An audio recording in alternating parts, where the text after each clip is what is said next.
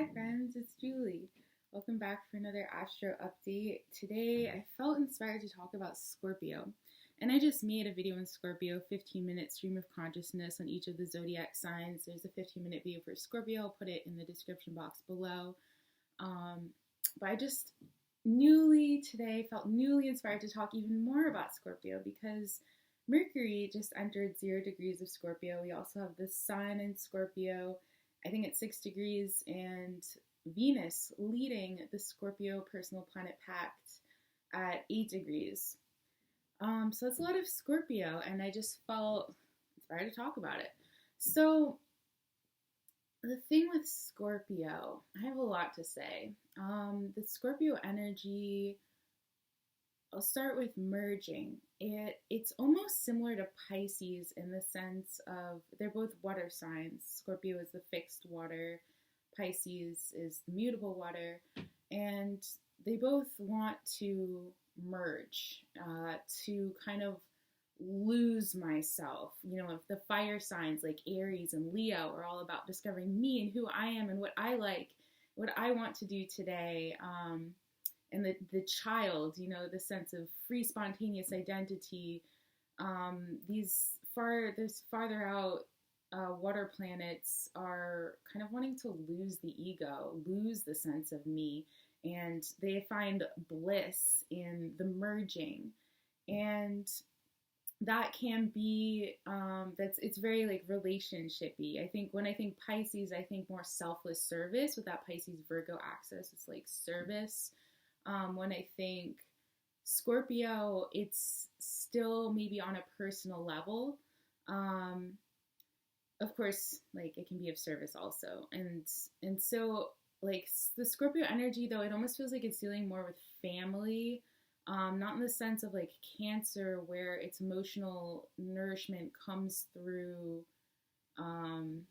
people who it's close and comfortable with. With the Scorpio, it's family more so in the sense that we do everything together. We're like a unit. It's like I don't even have my own schedule that someone else doesn't at least know about if they're not a part of it.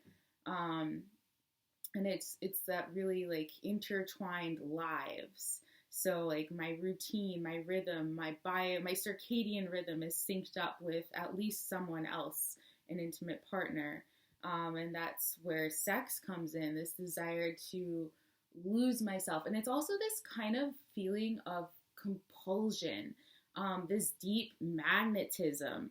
It's sort of like the earth, the magnetism, the gravity of the earth that pulls us and keeps us to her, the magnetism that we feel towards someone we're sexually attracted to and wanting to like hit that spot of merging energies.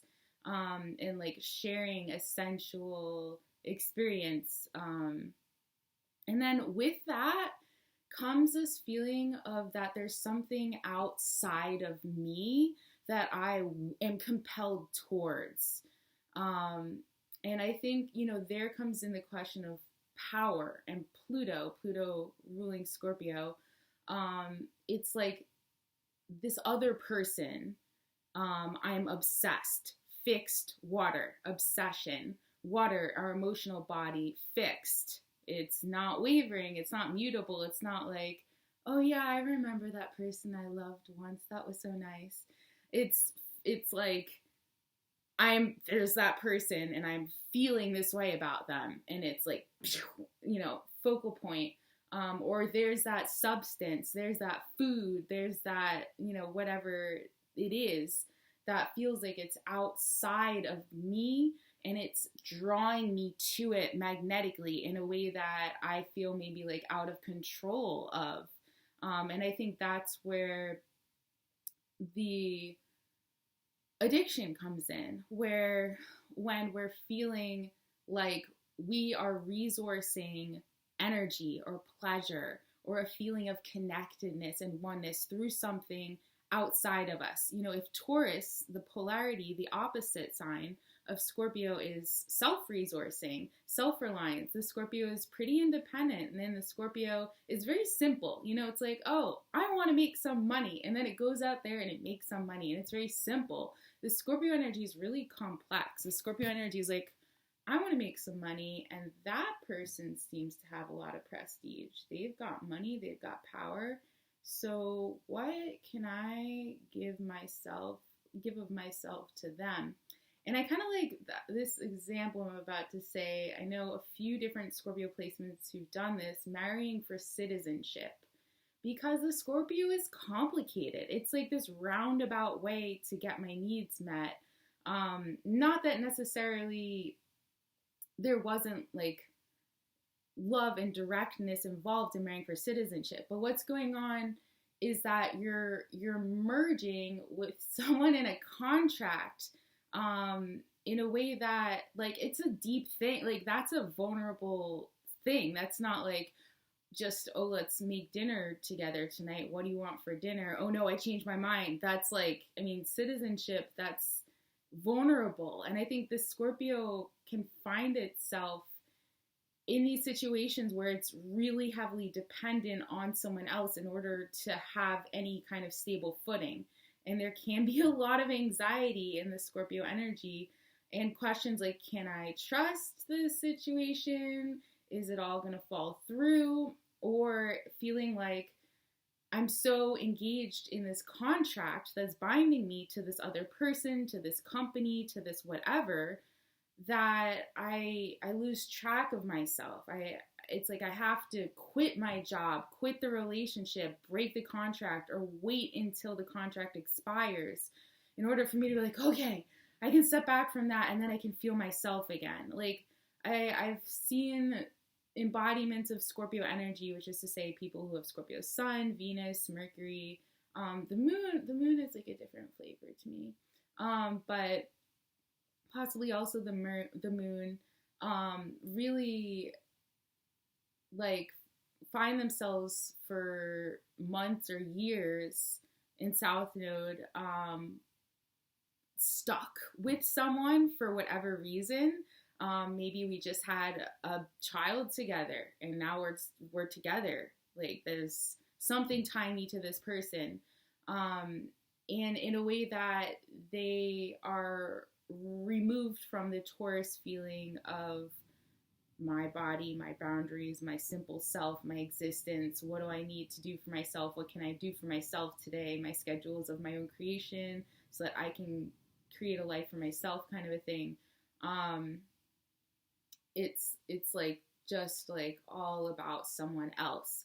And so it's really interesting when we merge roots like that. There can be like are we feeding each other or are we draining each other? Because if I'm committed to a contract, and it could be like a business contract or something, it doesn't have to necessarily be a personal relationship, but if I'm for whatever reason committed to something and it's not serving me, it's sucking my energy. I've like plugged into something that's sucking my energy, and like, how can I get out of this?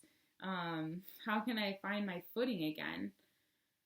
So yeah, finding myself in stream of consciousness again with the Scorpio energy. So those are some Scorpio shadows, that I just wanted to bring a little light to and bring some awareness to. Because okay, it's like, okay, so what's the point of attraction, as my friend would call it? What's the point of attraction to this thing outside of me, that I'm just compulsively drawn to, or that I'm willing to sign a contract for? Like, what in me, where's the need? Where's the point where I am attracted to that thing? Where's the center of gravity that's drawing me to this thing? And when I can name that, then I can evaluate it. Is this addiction? Is this coming from a place in me that is compulsive, unconscious, just like magnetic, and it's hard to resist, but I need to use discipline, I need to get a therapist, I need to like do something about it, or is it coming from like a really sincere place, like the desire to marry, the desire to be in love, the desire, just to connect with someone deeply and to have the experience of learning about myself through losing myself and through merging in like a healthy way, in a way that's feeding and not draining. And because yeah, because it can be like all consuming kind of a thing where it's sort of like our autonomy is when we're single pointed focused on something outside of us. It's like we're taken over by this external thing. The energy of like a parasite that takes over the brain of like those dead bugs, if you've seen those freaky little videos. And it's, yeah, it's this like parasitic energy or this like outside thing. But then at the same time, these are the shadows of Scorpio that I've been inspired to talk about. What happens when someone takes the reins of their power back? What happens when someone who's addicted learns to sit with the feeling of craving and the magnetic pull to something outside of them, and they feel empowered and they take that power back? What happens when a Scorpio practices the Ankh? I don't know anything about the Ankh, but this image just came to mind. The Ankh is like the cross that has the loop. It's like the Egyptian. And from what I understand, the idea is self-sustenance, which just gave me this image of eating out of my own umbilical cord. Yeah. And the idea, it's like, well, yeah, what about the independent Scorpio? That's extremely powerful. Someone who's self-contained, who knows how to like tap directly into the magnetism of the earth, or doing qigong or other energy practices where they close the loop of the circle of their magnetism, and they can create a kind of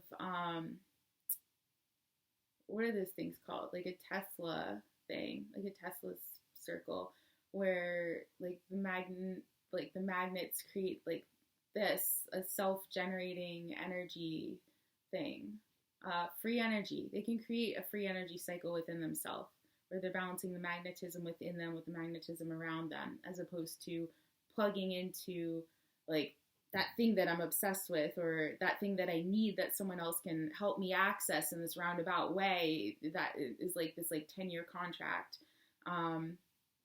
Like if I can plug into my own chakras, if I have the tools, the independent Scorpio, it's a powerhouse. It's a self-generator. It's a self-generating perpetual motion. Yeah. So how to do that? I mean, breaking addictions, just evaluating things before getting into them.